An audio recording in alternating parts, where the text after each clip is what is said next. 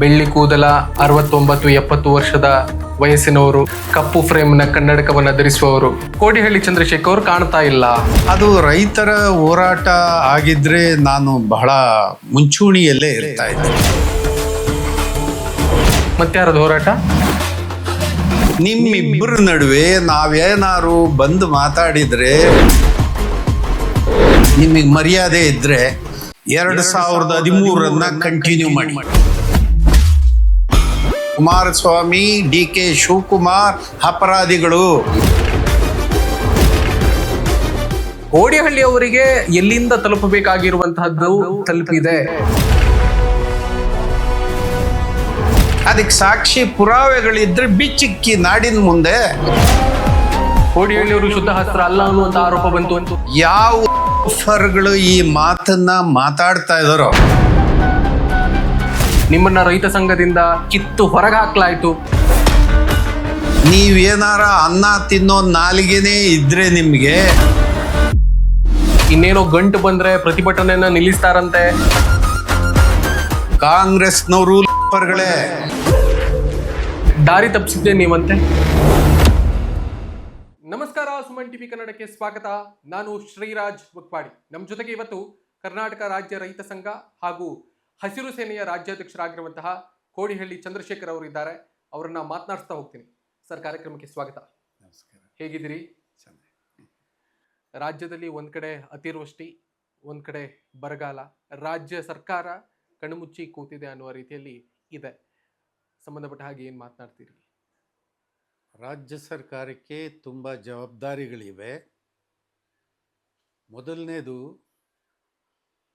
ರಾಜ್ಯದ ಬರ ನಿರ್ವಹಣೆ ಕಾರ್ಯಕ್ರಮ ಬಹಳ ಪ್ರಮುಖವಾದ್ದು. ಬಿತ್ತನೆ ಬಹಳ ಕಮ್ಮಿ ಆಗಿದೆ. ಇದನ್ನು ಹೇಗೆ ಜೋಪಾನ ಮಾಡ್ತಕ್ಕಂಥದ್ದು, ಇತ್ತೀಚೆಗೆ ಬಿದ್ದಂಥ ಮಳೆ ಎಷ್ಟು ಪ್ರಮಾಣದಲ್ಲಿ ಬಿತ್ತನೆ ಆಗಿದೆ, ಅದನ್ನು ನಿರ್ವಹಣೆ ಹೇಗೆ ಅನ್ನೋದ್ರ ಮೇಲೆ ಸರ್ಕಾರ ಯೋಚನೆ ಮಾಡಬೇಕಾದ ಕೆಲಸ. ಹಾಗಾಗಿ ಸರ್ಕಾರ ಎಲ್ಲೋ ಒಂದು ಕಡೆ ಬರೀ ಕೇವಲ ಮಂತ್ರಿಗಳನ್ನು ಮಾಡೋದಕ್ಕೆ ದಿಲ್ಲಿ ಬೆಂಗಳೂರು ಓಡಾಟದಲ್ಲೇ ಭಾಳ ಸಮಯವನ್ನು ವ್ಯರ್ಥ ಮಾಡಿದ್ದಾರೆ. ಈಗಲಾದರೂ ಈ ಸಂದರ್ಭವನ್ನು ಸರಿಯಾಗಿ ನಿರ್ವಹಿಸೋದಕ್ಕೆ ಒಬ್ಬ ಮಂತ್ರಿ, ಅದರ ಮೇಲೆ ಒಂದು ಜಿಲ್ಲಾ ತಂಡ ಮತ್ತು ಅದರ ಮೇಲೆ ಮುಖ್ಯಮಂತ್ರಿ ಮೇಲುಸ್ತುವಾರಿ ಇವೆಲ್ಲವೂ ತುಂಬ ಅವಶ್ಯಕತೆ ಇದೆ. ಯಾಕೆಂದರೆ 23ರಲ್ಲಿ ನಿಮಗೆ ಹೊಸ ಸರ್ಕಾರ ಕೈಗೆ ಬಂತು. ನೀವೇನು ಮಾಡಿದ್ರಿ? ನೀವು ತೆಲಂಗಾಣದ ಚುನಾವಣೆ ಮಾಡಲಿಕ್ಕೆ MLCಗಳು MLAಗಳು, ಇಲ್ಲಿಯ ಕಾಂಗ್ರೆಸ್ ಪಕ್ಷದ ಕನಿಷ್ಠ ಕಾರ್ಯಕರ್ತರ ಸಮೇತ ನೀವು ತಗೊಂಡೋಗಿ ಹೈದರಾಬಾದ್ನಲ್ಲಿ ಕ್ಯಾಂಪ್ ಮಾಡಿದ್ರಿ. ರಾಜ್ಯದ ಬರಗಾಲವನ್ನೇ ಮರೆತು ಬಿಟ್ರಿ. ಈಗಲೂ ಕೂಡ ಅಂಥದ್ದೇ ಸನ್ನಿವೇಶ ಈಗ ನಮಗೆ ಎದುರಾಗಿದೆ. ಈಗ ಕೂಡ ನೀವು ಅದೇ ತಪ್ಪನ್ನು ಮಾಡಿದರೆ ನಿಮ್ಮನ್ನು ಕ್ಷಮಿಸೋದು ಹೆಂಗೆ? ರೈತರು ಪ್ರಶ್ನೆ ಮಾಡಲೇಬೇಕಾಗುತ್ತೆ. ಖಂಡಿತ. ಕೋಡಿಹಳ್ಳಿ ಚಂದ್ರಶೇಖರ್ ಅವರು ಕಾಣೆಯಾಗಿದ್ದಾರೆ ಬಿಡದಿ ಟೌನ್ಶಿಪ್ ವಿಷಯಕ್ಕೆ ಸಂಬಂಧಪಟ್ಟ ಹಾಗೆ ಅನ್ನುವಂತಹ ವಿಷಯಗಳೆಲ್ಲವೂ ಕೂಡ ಈಗ ಕೇಳಿ ಬರ್ತಾ ಇದೆ.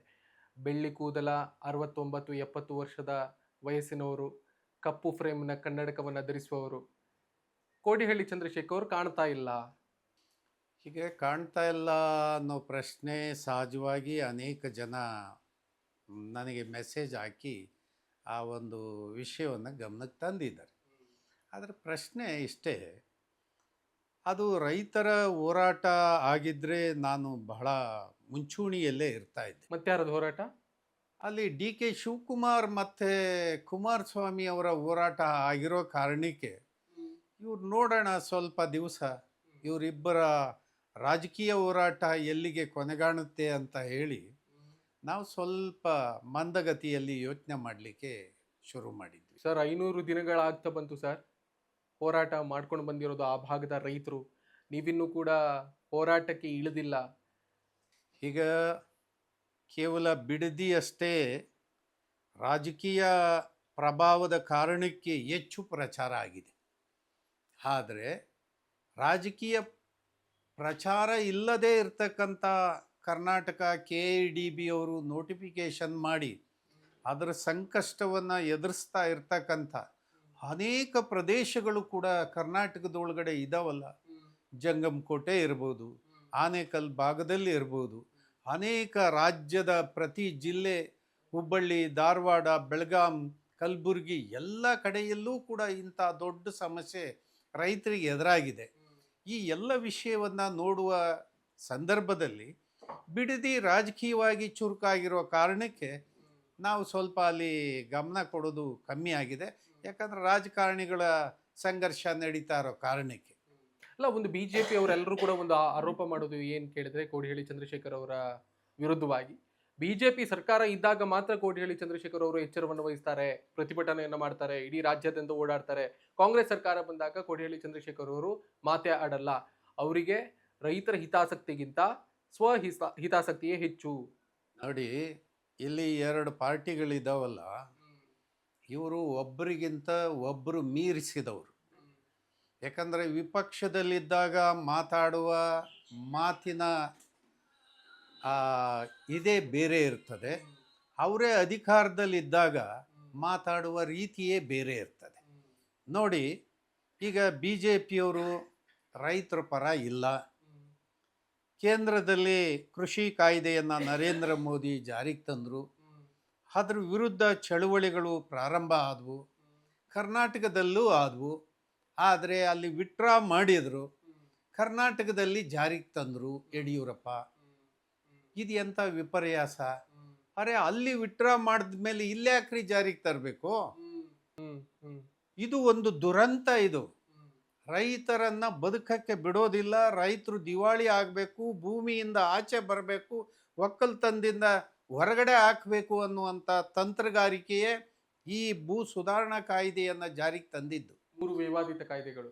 ಆ ಕಾಯ್ದೆಯಲ್ಲಿ ಬಹಳ ಪ್ರಮುಖವಾದ್ದು ಭೂ ಸುಧಾರಣೆ. ಇದರಲ್ಲಿ ಸಿದ್ದರಾಮಯ್ಯ ಅವತ್ತು ನಮ್ಮ ಜೊತೆ ನಿಂತರು. ಏನ್ರಿ ಮನ ಮರ್ಯಾದೆ ಇದೆಯೇನ್ರಿ ಬಿ ಜೆ ಪಿ ಅವ್ರಿಗೆ? ಏನ್ರಿ ಯಡಿಯೂರಪ್ಪ ರೈತನ ಮಗ ಅಂತೇಳಿ ಇಂಥ ಅನಾಹುತ ಏನ್ರಿ ಮಾಡೋದು ಅಂತ ಹೇಳಿ ಟೀಕೆ ಮಾಡಿದಂಥ ಸಿದ್ದರಾಮಯ್ಯ ತಾನು ಮುಖ್ಯಮಂತ್ರಿ ಆದಾಗ ಏನು ಮಾಡಿದ್ರೆ ಅಂದರೆ, ಆ ಬಿ ಜೆ ಪಿಯವರು ಏನು ಇಂಪ್ಲಿಮೆಂಟ್ ಮಾಡೋದಕ್ಕೆ ಸಾಧ್ಯ ಆಗಿರ್ಲ್ವೋ ಈ ಕಾಯ್ದೆ, ಇದನ್ನು ಕೃಷ್ಣ ಬೈರೇಗೌಡನ ಕಂದಾಯ ಮಂತ್ರಿ ಮಾಡಿ ಇದನ್ನು ಸಂಪೂರ್ಣ ಎಫೆಕ್ಟಿವ್ ಆಗಿ ಜಾರಿಗೆ ತರುವಂಥ ಕೆಲಸವನ್ನು ಈ ಕಾಂಗ್ರೆಸ್ನವರು ಮಾಡ್ತಾರೆ. ಅಂದರೆ ಈ ಬಿ ಜೆ ಪಿಯವರಿಗಿಂತ ಕಾಂಗ್ರೆಸ್ ಉತ್ತಮ ಅಂತಿರೋ, ಅಥವಾ ಈ ಕಾಂಗ್ರೆಸ್ನವ್ರಿಗಿಂತ ಬಿ ಜೆ ಪಿ ಉತ್ತಮ ಅಂತಿರೋ, ಏನಂತ ಹೇಳಿ ನಾವು ಇವ್ರನ್ನ ವ್ಯಾಖ್ಯಾನ ಮಾಡೋದು? ಇವರಿಬ್ಬರೂ ಕೂಡ ರೈತರಿಗೆ ವಿಷಕಾರಿಗಳು, ವಿಷಕಂಟಕರು. ಹಾಗಾಗಿ ಇವ್ರನ್ನ ಯಾವುದೇ ಸಂದರ್ಭದಲ್ಲಿ ಇವ್ರಿಗೆ ಎರಡು ಒಳ್ಳೆ ಮಾತಾಡುವಂಥದ್ದು ಭಾಳ ತಪ್ಪಾಗ್ತದೆ. ಹಾಗಾಗಿ ಅವರು ಅಧಿಕಾರದಲ್ಲಿ ಇಲ್ಲದೆ ಇರುವಾಗ ಈ ಸಹಜವಾದ ಟೀಕೆಗಳನ್ನು ಮಾಡೋದು ಸಹಜ. ಆದರೆ ನೀವು ಅಧಿಕಾರದಲ್ಲಿದ್ದಾಗ ನಿಮ್ಮ ಜೊತೆ ನಾವು ಏನೇನು ಮಾತಾಡಿದ್ವಿ, ಏನು ಕಾಂಪ್ರಮೈಸ್ ಮಾಡ್ಕೊಂಡಿದ್ವಿ, ಹಂಗೆ ಒಂಚೂರು ಹೇಳ್ರಲ್ಲ, ಕರ್ನಾಟಕದ ಜನಕ್ಕೆ ಗೊತ್ತಾಗಲಿ. ಅಲ್ಲ, ಆ ಥರ ಇದ್ದರೆ ಅದನ್ನು ಬಿಚ್ಚಿ ಕರ್ನಾಟಕದ ಜನರಿಗೆ ಹೇಳಿ. ಕೋಡಿಹಳ್ಳಿಯವರು ನಮ್ಮ ಸರ್ಕಾರ ಇದ್ದಾಗ ಇಂಥ ಡಿಮ್ಯಾಂಡ್ ಇಟ್ಕೊಂಡಿದ್ರು, ನಾವು ಇಂಥದ್ದು ವೈಯಕ್ತಿಕವಾಗಿ ಅವ್ರಿಗೆ ಮಾಡಿಕೊಟ್ಟಿದ್ದೀವಿ, ಅಥವಾ ಸಿದ್ದರಾಮಯ್ಯ ಇರುವಾಗ ಅವ್ರು ಇಂಥ ಅಜೆಂಡಾ ಇಟ್ಕೊಂಡು ಬಂದಿದ್ರು, ನಾನು ಇಂಥದ್ದು ಮಾಡಿಕೊಟ್ಟು ಹೇಳ್ಬೇಕಲ್ಲ. ನಿಮ್ಮ ಬಾಯಿಗೆ ಅನ್ನ ತಿಂತಾ ಇದ್ರೆ ಸರಿಯಾಗಿ ಮಾತಾಡಬೇಕು. ಇಬ್ಬರು ಪಾರ್ಟಿಯವ್ರಿಗೆ ಹೇಳೋದು, ಒಟ್ಟಿಗೆ ಅನ್ನ ತಿನ್ನೋರಿದ್ರೆ ನೇರವಾಗಿ ಮಾತಾಡ್ಬೇಕು. ಇಂಥ ಅಪರಾಧ, ಇಂತಹದ್ದು ಹಿಂಗೆ ನಡ್ಕೊಂಡ್ರು ಅಂತ ಹೇಳಿ ಮಾತಾಡಬೇಕು. ಅದನ್ನ ಬಿಟ್ಟು ಬರೀ ಆರೋಪದಿಂದ ಏನ್ ಲಾಭ? ಅಲ್ಲ, ಈ ಆರೋಪ ಯಾಕೆ ಸಹಜವಾಗಿ ಮೇಲೆ ಬರ್ತಾ ಇದೆ ಅನ್ನೋದಾದ್ರೆ, ದೆಹಲಿಯ ರೈತರ ಸಂಘದ ಹೋರಾಟಗಳು ಬಹಳ ದೊಡ್ಡ ಮಟ್ಟದಲ್ಲಿ ತೀವ್ರ ಸ್ವರೂಪವನ್ನ ಕಂಡುಕೊಂಡಂತ ಸಂದರ್ಭದಲ್ಲಿ ಕೋಡಿಹಳ್ಳಿ ಅವರು ಅಲ್ಲಿಗೆ ಹೋಗಿ ಪ್ರತಿಭಟನೆಯಲ್ಲಿ ಭಾಗಿಯಾಗ್ತಾರೆ, ಕೇಜ್ರಿವಾಲ್ ಜೊತೆಗೆ ಕೈ ಜೋಡಿಸ್ತಾರೆ, ಆಮೇಲೆ ಟಿಕಾಯತ್ ಅವ್ರ ಜೊತೆಗೆ ಕೈ ಜೋಡಿಸ್ತಾರೆ. ಇದೆಲ್ಲವೂ ಕೂಡ ಜನರಿಗೆ ಕಣ್ಣಿಗೆ ಕಾಣ್ತಾ ಇದೆ. ನೋಡಿ, ಈಗ ಬಿಡದಿಯಲ್ಲಿ 400, 450, 500 ದಿನಗಳಿಂದ ಆ ಭಾಗದ ರೈತರು ಹೋರಾಟವನ್ನ ಮಾಡ್ತಾ ಇದ್ದಾರೆ. ಇಲ್ಲೇ ಹತ್ತಿರದಲ್ಲಿರುವಂತ ಬಿಡದಿಗೆ ಕೋಡಿಹಳ್ಳಿಯವರು ಹೋಗೋದಕ್ಕೆ ಆಗಿಲ್ಲ ಅನ್ನುವಂಥದ್ದು ಸಹಜವಾಗಿ ಕಣ್ಣಿಗೆ ಬಿದ್ದಂತ ಸಂದರ್ಭದಲ್ಲಿ ಕೋಡಿಹಳ್ಳಿ ಅವರ ಮೇಲೆ ಅನುಮಾನದ ಮುಳ್ಳು ಚುಚ್ಚುತ್ತೆ. ಈಗ ಅನುಮಾನದ ಮುಳ್ಳು ಯಾರು ಮಾತಾಡ್ತಾ ಇದ್ದಾರೋ ಆ ಮುಳ್ಳಿಟ್ಕೊಂಡು ಮಾತಾಡಿದರೆ ಮಾತ್ರ ಅವ್ರಿಗೆ ಅನುಮಾನವಾಗಿ ಕಾಣುತ್ತೆ. ಈಗ ಸಹಜವಾಗಿ ಹೇಳಿಯಪ್ಪ, ನಿಮ್ಮಿಬ್ಬರ ನಡುವೆ ನಾವೇನಾರು ಬಂದು ಮಾತಾಡಿದರೆ, ಅಥವಾ ನಿಮ್ಮದೊಂದು ಗುಂಪು ಫೈಟ್ ಮಾಡೋದಕ್ಕೆ, ನಿಮ್ದೊಂದು ಗುಂಪು ಫೈಟ್ ಮಾಡೋದಕ್ಕೆ. ಇದ್ರ ನಡುವೆ ನಾನು ಎಲ್ಲಿಗೆ ಬರಲಿ? ಈಗ ನಾನು ಇಬ್ಬರಿಗೂ ಮುಖಕ್ಕೆ ಹೇಳ್ಬೇಕಲ್ಲ. ಡಿ ಕೆ ಶಿವಕುಮಾರ್, ನೀನು ಮೂರ್ಖತನ ಮಾಡಿದೀಯಪ್ಪ, ಇದು ತಪ್ಪಂತ ಹೇಳ್ಬೇಕು. ಏನ್ರಿ ಕುಮಾರಸ್ವಾಮಿ, ನಿಮ್ಮ ಮೂರ್ಖತನಕ್ಕೆ ಇದೆಲ್ಲ ಸಾಕ್ಷಿ ಅಲ್ವೇನ್ರಿ ಅಂತ ಹೇಳ್ಬೇಕು. ಹೇಳಿಲ್ವಲ್ಲ ಅಂತ. ಹೇಳಿಲ್ವಲ್ಲ ಅಂದ್ರೆ ಅಲ್ಲಿ ಇರ್ತಕ್ಕಂಥ ಗುಂಪುಗಳು ಏನಿದಾವೆ ಅವರ ಹುಚ್ಚು ಅಭಿಮಾನ ಅಲ್ಲಿರ್ಬೋದು ಅನ್ನೋ ಕಾರಣಕ್ಕೆ ನಾನು ಸ್ವಲ್ಪ ದೂರ ಇದ್ದೆ. ಅಲ್ಲ, ಕೋಟಿಹಳ್ಳಿಯವರು ಒಬ್ಬ ಸಾಮಾನ್ಯ ರೈತರಲ್ಲ ಸರ್, ರೈತ ಮುಖಂಡರು, ರಾಜ್ಯಾಧ್ಯಕ್ಷರು, ಅನೇಕ ಪ್ರಭಾವ ಇರುವವರು. ನೀವು ಒಂದು ಮಾತು ಹೇಳಿದ್ರೆ ಅಥವಾ ಈ ಒಂದು ಯೋಜನೆ ವಿರುದ್ಧ ಒಂದು ಧ್ವನಿ ಎತ್ತಿದ್ರೆ ಅದಕ್ಕೊಂದು ಶಕ್ತಿ ಇತ್ತು, ಮಹತ್ವ ಇರ್ತಿತ್ತು ಅಂತ. ಈಗ ಅದರಿಂದ ನಾವು ದೂರ ಆಗಿಲ್ಲ. ನಾವು ಬಿಡದಿ ರೈತರಿಂದ ನಾವು ದೂರ ಆಗಿಲ್ಲ. ನಾವು ಇವತ್ತು ಹೇಳ್ತಾ ಇದ್ದೀವಿ, ಆ ಯೋಜನೆಯನ್ನ ಹಠ ಮಾಡಿ ಮಾಡುವ ಉದ್ದೇಶ ಯಾಕಪ್ಪ ಶಿವಕುಮಾರ್? ಕೈ ಬಿಟ್ಬಿಡಿ. ಮೊದಲನೇದಾಗಿ ನೀವಿಬ್ಬರೂ ಕೂಡ ಅಪರಾಧಿಗಳು. ಕುಮಾರಸ್ವಾಮಿ, ಡಿ ಕೆ ಶಿವಕುಮಾರ್ ಅಪರಾಧಿಗಳು. ಇಡೀ ದೇಶದಲ್ಲಿ 2013 ಲ್ಯಾಂಡ್ ಅಕ್ವಿಜೇಷನ್ ಬಿಲ್ 2013 ಏನಿದೆ, ಇದು ದೇಶದ ರೈತರಿಗೆ ಒಂದಿಷ್ಟು ಅನುಕೂಲಕರವಾಗಿ ಐತೆ. ಇದನ್ನ ಎಗೆನೆಸ್ಟ್, ಇದನ್ನ ಕೈ ಬಿಟ್ಟು ಹೊಸದಾಗಿ ಕರ್ನಾಟಕದಲ್ಲಿ ನೀವು ಕುಮಾರಸ್ವಾಮಿ ಅವರು ಮುಖ್ಯಮಂತ್ರಿ ಇರುವಾಗ ಇದಕ್ಕೆ ತಿದ್ದುಪಡಿಯನ್ನ ತಂದ್ರಲ್ಲ ಮಿಸ್ಟರ್ ಶಿವಕುಮಾರ್. ಅವತ್ತು ನೀವು ಕಾಂಗ್ರೆಸ್ ಪಕ್ಷ ಅವ್ರ ಜೊತೆಯಲ್ಲಿ ಅಲಯನ್ಸ್ ಇತ್ತಲ್ಲ, ನೀವು ಕೈ ಜೋಡಿಸಿ ಈ ಕಾಯ್ದೆಗೆ ತಿದ್ದುಪಡಿ ತಂದ್ರಿ. ನೀವು ರೈತರಿಗೆ ಒಳ್ಳೇದು ಮಾಡಬೇಕು ಅಂತ ಹೇಳಿ ತಂದ್ರಪ್ಪ.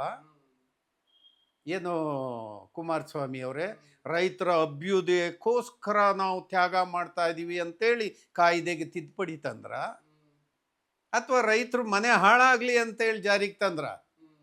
ಈ ಕಾಯ್ದೆಯನ್ನ ಜಾರಿಗೆ ತಂದ್ಬಿಟ್ಟು ಕೇವಲ ಬರೀ ಮಾತಿನಲ್ಲಿ ನಾವು ರೈತರು ಪರ, ರೈತರಿಗೆ ಅಯ್ಯೋ ಅನ್ಯಾಯ ಆಗುತ್ತೆ ಇದು ಬಂದ್ಬಿಟ್ರೆ ಅಂತ ಮಾತಾಡಿದ್ರೆ ಏನು ಅರ್ಥ ಇದೆ? ಅಲ್ಲ, ಸರ್ಕಾರ ಹೇಳ್ತಾ ಇರೋದು ನಾವು ಅವರಿಗೆ ಕೊಡೋದಕ್ಕೆ ಮನಸ್ಸಿದ್ರೆ ಕೊಡ್ಲಿ, ಇಲ್ಲಾಂದ್ರೆ ನಾವು ಅದನ್ನ ತಗೊಳ್ಳೋದಿಲ್ಲ, ಬಲವಂತವಾಗಿ ನಾವು ಅದನ್ನ ತೆಗೆದುಕೊಳ್ಳೋದಿಲ್ಲ ಅನ್ನೋದಾಗಿ. ಮೊದಲನೇದಾಗಿ ನಿಮಗೆ ಮರ್ಯಾದೆ ಇದ್ರೆ 2013 ಕಂಟಿನ್ಯೂ ಮಾಡಿ. ನೀವು 19ರಲ್ಲಿ ಏನು ಲ್ಯಾಂಡ್ ಅಕ್ವಿಜೇಷನ್ ಬಿಲ್ ಜಾರಿಗೆ ತಂದಿದಿರಿ ಅದನ್ನ ಕೈ ಬಿಡ್ರಿ. ನಾವು 13 ಮುಂದುವರಿಸ್ತೀವಿ. ನಾವು ಯಾವುದೇ ರೈತರಿಗೆ ವಿರುದ್ಧ ಇಲ್ಲ. 13 ಕಾಯ್ದೆ ಇನ್ಮೇಲೆ ಈ ದಿನದಿಂದ ಮುಂದುವರಿಯುತ್ತೆ ಅಂತೇಳಿ ಡಿ ಕೆ ಶಿವಕುಮಾರ್ ಘೋಷಣೆ ಮಾಡಲಿ. ಮಾಡಪ್ಪ ನೋಡೋಣ. ಅದನ್ನ ಬಿಟ್ಬಿಟ್ಟು ರೈತರಿಗೆ ವಿಷ ಹಾಕುವಂಥ ಕಾಯ್ದೆಗಳನ್ನ ಜಾರಿಗೆ ತಂದುಕೊಂಡು ಇವತ್ತು ನೀವು ರೈತರ ಪರ ಅಂತ ಹೇಳಿ ಮಾತಾಡೋದು, ರೈತರು ಪ್ರೀತಿ ಇದ್ರೆ ಕೊಡ್ಲಿ, ಇಲ್ಲದೆ ಇದ್ರೆ ಬಿಡ್ಲಿ ಅನ್ನೋ ಮಾತು ಯಾವ ಸೀಮೆ ಇದದು? ಈಗಾಗಲೇ ಇಲ್ಲಿ ಮಾತಾಡ್ತಾ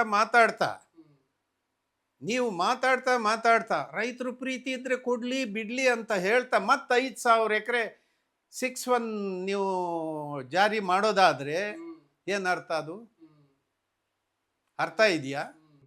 ಅಲ್ಲ, ಈ ಎಲ್ಲ ವಿಷಯಗಳ ಬಗ್ಗೆ ಕೋಟಿಹಳ್ಳಿ ಅವರು ಇವತ್ತಿನವರೆಗೂ ಮಾತನಾಡಿಲ್ಲ ಅನ್ನುವಂತಹ ಆರೋಪಗಳಿದೆ. ಮತ್ತೆ ಕೋಡಿಹಳ್ಳಿ ಅವರಿಗೆ ಎಲ್ಲಿಂದ ತಲುಪಬೇಕಾಗಿರುವಂತಹದ್ದು ತಲುಪಿದೆ, ಅದೆಲ್ಲವೂ ಕೂಡ ನಿಮ್ಗೆ ಸಂದಿದೆ ಅನ್ನುವಂತ ಆರೋಪ ಈಗ ಬಹಳ ದೊಡ್ಡ ಮಟ್ಟದಲ್ಲಿ ಕೇಳಿ ಬರ್ತಾ ಇದೆ. ತಲುಪಬೇಕಾಗಿರೋದು ತಲುಪದಂತಹ ಸಂದರ್ಭದಲ್ಲಿ ಕೋಡಿಹಳ್ಳಿ ಅವರು ಬಾಯಿ ಬಿಚ್ಚೋದಿಲ್ಲ. ನೋಡಿ, ಅದಕ್ಕೆ ಒಂದು ಕ್ಲಾರಿಫಿಕೇಶನ್.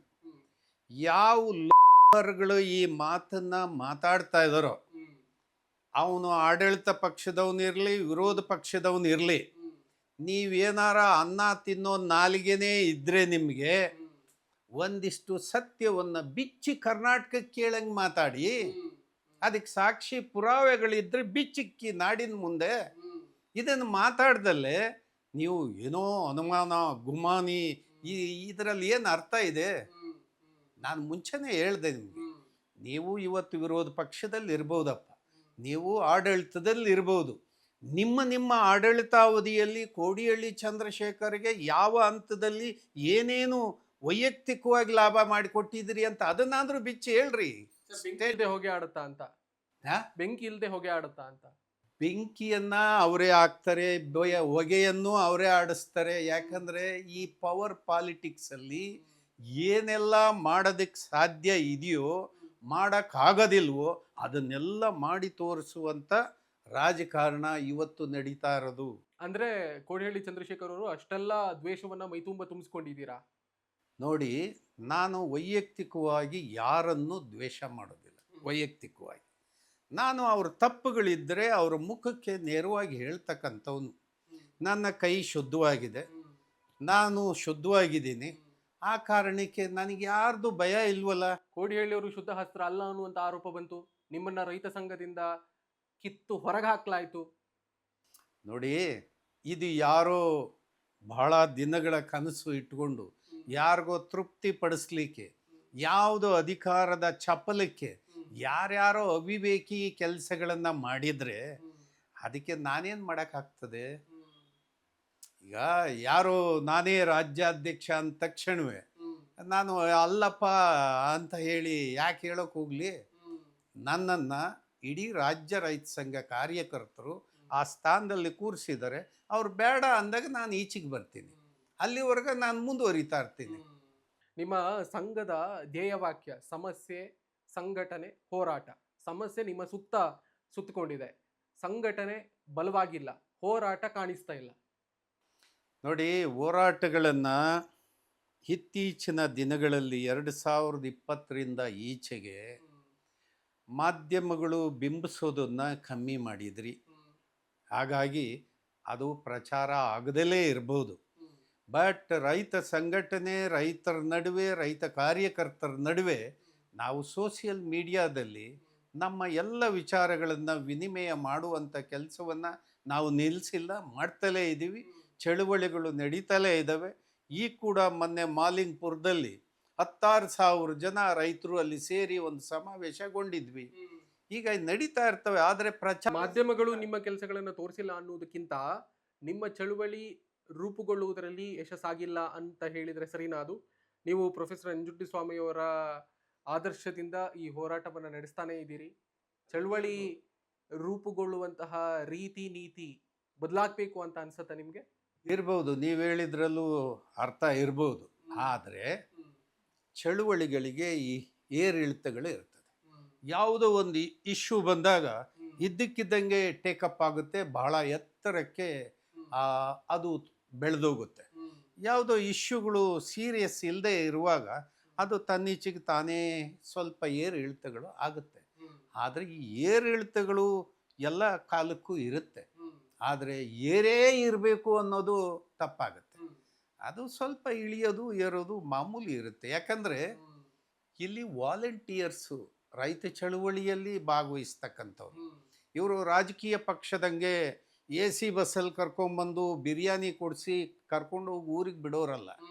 ಇಲ್ಲಿ ಸ್ವಯಂ ಸ್ಫೂರ್ತಿಯಿಂದ ಚಳುವಳಿಯಲ್ಲಿ ಭಾಗವಹಿಸಬೇಕೇ ಹೊರತು ನಾನು ರೊಟ್ಟಿ, ಊಟ ಇತ್ಯಾದಿಗಳಿಗೆ ನನ್ನ ಜೋಬಿನ ದುಡ್ಡೇ ಖರ್ಚು ಮಾಡ್ಕೊಂಡು ಚಳುವಳಿಯಲ್ಲಿ ಭಾಗವಹಿಸ್ಬೇಕು. ಕೋಡಿಹಳ್ಳಿಯವರಿಗೆ ಬಿರಿಯಾನಿ ರೂಪದಲ್ಲಿ ಇನ್ನೇನೋ ಗಂಟು ಬಂದರೆ ಪ್ರತಿಭಟನೆಯನ್ನು ನಿಲ್ಲಿಸ್ತಾರಂತೆ, ವಾಪಸ್ ಪಡೆದುಕೊಳ್ತಾರಂತೆ. ಯಾವನಾರು ಆ ಥರದ್ದು ತಮ್ಗೇನಾರ ಅನಿಸಿದ್ರೆ, ಅಂಥದ್ದೇನಾರ ಸಾಕ್ಷಿಗಳಿದ್ರೆ, ಏನು ಈಗ ರಾಜ್ಯದಲ್ಲಿರುವ ರಾಜಕೀಯ ಪಕ್ಷಗಳ ಹತ್ರ ನಿಮ್ಮ ಹತ್ರ ಅಂಥ ಸಾಕ್ಷಿಗಳಿದ್ರೆ ಬಿಚ್ಚಿಡ್ರಿ, ನಾವು ಒಪ್ತೀವಿ, ತಲೆ ಬಾಗ್ತೀವಿ. ನಿಷ್ಕಳಂಕ ಅಂತ ಹೇಳ್ತೀರಿ. ಈಗ ಅಂಥ ಆರೋಪ ಬಂದರೆ ನನ್ನನ್ನು ಯಾರೂ ಗುರ್ತಿ ಅಪರಾಧಿ ಅನ್ನೋದಕ್ಕಿಂತ ಮುಂಚೆ ನಾನೇ ತಲೆಬಾಗಿ ಈ ಏನು 46 ವರ್ಷದ ರೈತ ಚಳುವಳಿಯನ್ನು ಏನು ಈ ಬಿಗಿನಿಂಗಿಂದ ಪ್ರಾರಂಭದ ದಿನದಿಂದ ಇಲ್ಲಿವರೆಗೆ ಏನು ಬಂದಿದ್ದೀವೋ ನಾವೇ ನಮಸ್ಕಾರ ಹೇಳಿ ಸ್ವಲ್ಪ ಹಿನ್ನಡೆಗೆ ಸರಕುವಂತ ಕೆಲಸ ಮಾಡ್ತವೆ. ನೀವು ಕಿಕ್ ಬ್ಯಾಕ್ ತಗೊಂಡಿದ್ದೀರಾ ಅನ್ನುವಂಥ ಆರೋಪ ಕೇಳಿ ಬಂದಂಥ ಸಂದರ್ಭದಲ್ಲಿ ರೈತ ಸಂಘಟನೆಯಿಂದ ನಿಮಗೆ ಮಾನ್ಯತೆ ಸಿಕ್ಕಿಲ್ಲ. ಆಮೇಲೆ ಸರ್ಕಾರ ನೌಕರ ಸಂಘಟನೆ ಅಲ್ಲೆಲ್ಲಗ ಹೋದ್ರಿ, ನೀವು ಏನೇನೋ ಮಾಡೋದಕ್ಕೆ ಪ್ರಯತ್ನ ಪಟ್ರಿ, ಅಲ್ಲೂ ಕೂಡ ನಿಮ್ಮನ್ನು ವಜಾಗೊಳಿಸುವಂತ ಪ್ರಯತ್ನ ಆಯ್ತು ಅಂತ. ಅಲ್ಲಿ ಸರ್ಕಾರಿ ನೌಕರರ ಸಂಘ ಇರ್ಬೋದು ಅದು, ಆದರೆ ಎಲ್ಲ ಬಡವ್ರ ಮಕ್ಕಳು, ರೈತಾಪಿ ಜನರ ಮಕ್ಕಳು, ಅವರು ಕಷ್ಟಕ್ಕೆ ಅವರು ನನ್ನ ಅಪೀಲ್ ಮಾಡಿ ಒಂದು ದಿನದ ಮಟ್ಟಿಗೆ ಬಂದು ಹೋಗಿ ಅಂತ ಹೇಳಿ ಕರ್ಕೊಂಡು ಹೋದವರು. ಅದು ಇಶ್ಯೂ ಬೆಳೀತು, ಅದು ತಿಂಗಳಾನ್ಗಟ್ಲೆ ಮುಂದುವರಿತು. ಅದ್ರ ಅರ್ಧದಲ್ಲಿ ಬಿಟ್ಟು ಬರುವ ಚಾಳಿ ನಮಗಿಲ್ವಲ್ಲ, ಮುಂದುವರಿಸ್ಬೇಕು. ದಾರಿ ತಪ್ಪಿಸಿದ್ದೆ ನೀವಂತೆ? ಹಂತೆ ಕಂತೆಗೆ ಉತ್ತರ ಕೊಡಬೇಕಾಗಿಲ್ಲ. ಹಾಗೇನಾದರೂ ದಾರಿ ತಪ್ಪಿಸಿದ್ದು ಯಾರಾರು ಅದನ್ನು ಗುರುತಿಸಿ ಹೇಳಿದರೆ, ನನ್ನ ತಪ್ಪಿದ್ರೆ ನಾನು ಒಪ್ತೇನೆ. ಅಲ್ಲ, ಈ ತರದ ಆರೋಪಗಳು ಬಂದಂತ ಸಂದರ್ಭದಲ್ಲಿ ನಿಮ್ಮಿಂದ ಒಂದು ಸ್ಪಷ್ಟೀಕರಣ ಬರಲಿ ಅನ್ನೋದು ನಮ್ಮ ಉದ್ದೇಶ. ಖಂಡಿತ. ಯಾರಾದರೂ ನಾನು ದಾರಿ ತಪ್ಪಿಸುವಂಥ ಏನಾದ್ರು ಅಜೆಂಡಾ ಇದ್ದರೆ ಅಥವಾ ಹೇಳಿದ್ರೆ ಅಥವಾ ಏನಾದರೂ ಅವ್ರ ಹತ್ರ ಸಾಕ್ಷಿಗಳು ಇದ್ದರೆ ಅದನ್ನು ಸಾರ್ವಜನಿಕವಾಗಿ ಜನರ ಮುಂದೆ ಇಟ್ಟರೆ ನಾನೇ ಒಪ್ಕೊಂತೀನಿ. ಕೋರ್ಟ್ ಕೇಸ್ಗಳು ನಿಮ್ಮ ಮೈ ತುಂಬ ಇದೆ, ಹೋರಾಟ ಮಾಡ್ತಾ ಇದ್ರಿ ಕಾನೂನಾತ್ಮಕವಾಗಿ, ಆರೋಪಗಳಿದೆ. ನಿಮ್ಮನ್ನ ನೋಡುವವರ ಒಂದು ಗುಂಪು ಬೇರೆ ರೀತಿಯಲ್ಲಿ ನಿಮ್ಮನ್ನ ಟ್ರೀಟ್ ಮಾಡುತ್ತೆ. ನೋಡಿ, ನೋಡೋರು ಬೇರೆ ಥರ ನೋಡ್ಬೋದು, ಆದರೆ ರೈತರು ನೋಡುವ ದೃಷ್ಟಿಯೇ ಬೇರೆ ಇದೆ. ಅಲ್ಲ, ರೈತರಲ್ಲೇ ನಿಮ್ಮ ಬಗ್ಗೆ ಒಂದಿಷ್ಟು ಭಿನ್ನಾಭಿಪ್ರಾಯ ಇದೆ ಅಂತ. ರೈತರಲ್ಲಿ ಭಿನ್ನಾಭಿಪ್ರಾಯ ಇಲ್ಲ. ಏನು ರೈತ ಹೋರಾಟದಲ್ಲಿ ಗುಂಪುಗಳನ್ನು ಮಾಡ್ಕೊಂಡವ್ರೆ, ತುಕಡಿ ಗ್ಯಾಂಗ್ಗಳು, ಅವುಗಳಲ್ಲಿ ಭಿನ್ನಾಭಿಪ್ರಾಯಗಳು ಇರಬಹುದೇ ಹೊರತು ರೈತರಲ್ಲಿ ನ್ಯಾಯವಾಗಿ ನೇರವಾಗಿ ಮಾತಾಡ್ತಕ್ಕಂಥವ್ರು ಒಬ್ಬರೇ ಒಪ್ಪ ಅಂತ ಹೇಳಿ ಜನ ಮಾತಾಡ್ತಾರೆ, ನಮ್ಮ ಎದುರುಗಡೆ ಚರ್ಚೆ ಮಾಡ್ತಾರೆ. ಹಾಗಾಗಿ ನಮಗೇನು ಹಿಂಜರಿಕೆ ಇಲ್ಲ. ಅಲ್ಲ, ನೀವು ತುಕಡೆ ಗ್ಯಾಂಗು ಅಂತ ಹೇಳಿರೋದು ನಿಮ್ಮ ವಿರುದ್ಧ ಬಣದವರಿಗೆ. ಸೊ ಅವರು ನಿಮ್ಮ ಬಗ್ಗೆ ಏನು ಹೇಳ್ತಾರೆ ಕೇಳಿದ್ರೆ, ಚಂದ್ರಶೇಖರ್ ಅವರೆಲ್ಲರೂ ಕೂಡ ರಿಯಲ್ ಎಸ್ಟೇಟ್ ದಂಧೆಗಳನ್ನ ಮಾಡ್ತಾರೆ, ಒಂದಿಷ್ಟು ಅವರು ಸುತ್ತಮುತ್ತ ಈ ರೌಡಿ ಶೀಟರ್ಸು ಅವ್ರನ್ನೆಲ್ಲ ಇಟ್ಕೊಂಡು ರಿಯಲ್ ಎಸ್ಟೇಟ್ ದಂಧೆಗಳನ್ನ ಮಾಡ್ತಾರೆ ಅನ್ನುವಂಥ ಆರೋಪಗಳಿದೆ ನಿಮ್ಮ ಮೇಲೆ. ಈ ರೈತರು ಭೂಮಿ ಸ್ವಾಧೀನ ಈ ಎಲ್ಲ ವಿಷಯಗಳನ್ನ ಮುಂದಿಟ್ಕೊಂಡು ಈ ತರದ ಚಟುವಟಿಕೆಗಳಲ್ಲಿ ಕೋಡಿಹಳ್ಳಿ ತೊಡ್ಕೊಂಡಿದ್ದೀರಾ? ಹೌದು, ಆ ಥರದ್ದು ಏನಾದರೂ ಯಾರ ಹತ್ರಲ್ಲಾರು ಇದ್ದರೆ, ಯಾರು ರೌಡಿ ಶೀಟರ್ಗಳನ್ನ ಇಟ್ಕೊಂಡು ಆ ದಂಧೆ ಅತಿಕ್ರಮ ಅಕ್ರಮಗಳು ನಡೆದಿದ್ರೆ ಸರ್ಕಾರ ಇದೆಯಲ್ವಾ, ಪೊಲೀಸ್ ಇದೆಯಲ್ವಾ, ಕೋರ್ಟ್ ಇದೆಯಲ್ವಾ, ಅಡ್ಜಸ್ಟ್ಮೆಂಟು. ಅದೇ ಅಡ್ಜಸ್ಟ್ಮೆಂಟ್ ಏನಾರು ಮಾಡಿದರೆ ಅದು ಸಾರ್ವಜನಿಕವಾಗಿ ತರಬೇಕಲ್ವಾ.